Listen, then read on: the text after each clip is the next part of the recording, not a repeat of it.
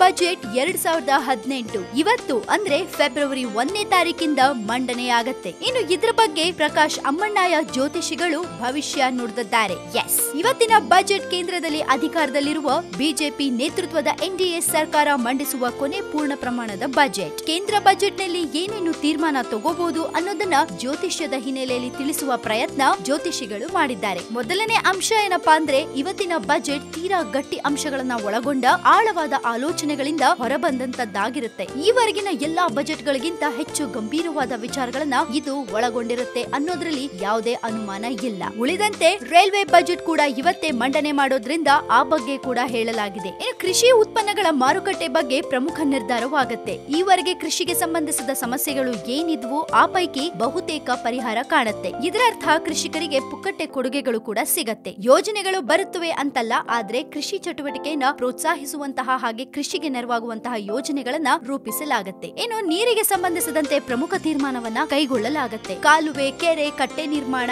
ಈಗಿರುವ ನದಿ ಸಮಸ್ಯೆಗಳಿಗೆ ಪರಿಹಾರ ಸೇರಿದಂತೆ ಕೃಷಿಗೆ ಪೂರಕವಾಗಿ ನೀರನ್ನು ಒದಗಿಸುವ ಯೋಜನೆಗಳಿಗೆ ಪ್ರಮುಖ ಆದ್ಯತೆ ದೊರೆಯುವ ಸಾಧ್ಯತೆ ಕೂಡ ಇದೆ. ಇನ್ನು ಯಾವುದು ಏರಿಕೆ ಯಾವುದು ಇಳಿಕೆ ಅನ್ನೋದನ್ನ ಕೂಡ ಇಲ್ಲಿ ವಿಮರ್ಶೆ ಮಾಡಲಾಗಿದೆ. ಏಕದಳ ಧಾನ್ಯಗಳ ಬೆಲೆ ಏರಿಕೆಯಾಗಬಹುದು, ತೆಂಗಿನಕಾಯಿ, ಅಡಿಕೆ, ಕಾಫಿ ಇತ್ಯಾದಿಗಳ ಬೆಲೆ ಕೂಡ ಏರಿಕೆಯಾಗಬಹುದು. ಚಿನ್ನದ ಬೆಲೆ ಕಡಿಮೆ ಆಗೋ ಸಾಧ್ಯತೆ ಇದೆ. ಷೇರು ಮಾರುಕಟ್ಟೆಗೆ ಪೂರಕವಾದ ವಾತಾವರಣ ಕೂಡ ನಿರ್ಮಾಣವಾಗುತ್ತೆ. ಇನ್ನು ರಿಯಲ್ ಎಸ್ಟೇಟ್ ವಲಯದಲ್ಲಿ ಯಥಾಸ್ಥಿತಿ ಮುಂದುವರಿಯುವ ಸಾಧ್ಯತೆ ಗೋಚರಿಸ್ತಾ ಇದ್ದು ದೊಡ್ಡ ಬದಲಾವಣೆ ನಿರೀಕ್ಷೆ ಮಾಡೋಷ್ಟಿಲ್ಲ. ಆದ್ರೆ ದೊಡ್ಡ ಪ್ರಮಾಣದಲ್ಲಿ ಭೂಮಿ ಮೇಲೆ ಹೂಡಿಕೆ ಮಾಡಿದವರಿಗೆ ತೊಂದರೆ ಕಾಣಿಸುತ್ತೆ. ಈ ಬಗ್ಗೆ ಹೊಸ ಕಾನೂನು ಕಾಯ್ದೆ ಬರಬಹುದು. ಇನ್ನು ಕೊನೆಯದಾಗಿ ಪೆಟ್ರೋಲ್ ಡೀಸೆಲ್ ಬೆಲೆ ಇಳಿಬಹುದು ಅನ್ನೋ ನಿರೀಕ್ಷೆ ಬೇಡ. ಖಾದ್ಯ ತೈಲಗಳ ಬೆಲೆ ಇಳಿಕೆಯಾಗಬಹುದು. ಇನ್ನು ಧಾನ್ಯಗಳ ರಫ್ತು ವ್ಯವಹಾರಕ್ಕೆ ಪ್ರೋತ್ಸಾಹ ನೀಡುವಂತಹ ಕೆಲಸ ಆಗತ್ತೆ. ಅವಶ್ಯಕ ವಸ್ತುಗಳ ಸುಂಕದಲ್ಲಿ ಕಡಿಮೆ ಮಾಡಬಹುದು. ಇದು ಜನರಿಗೆ ಅನುಕೂಲವಾದ ಬಜೆಟ್ ಆಗತ್ತೆ. ಸಿನಿಮಾ ರಂಗಕ್ಕೆ ಹೆಚ್ಚು ಅನುಕೂಲವಾಗತ್ತೆ. ಇದು ಕೇಂದ್ರ ಬಜೆಟ್ 2018 ಬಗ್ಗೆ ಜ್ಯೋತಿಷಿ ಪ್ರಕಾಶ್ ಅಮ್ಮಣ್ಣಾಯ ನುಡಿದ ಭವಿಷ್ಯ. ಸೊ ಕಾದ್ ನೋಡೋಣ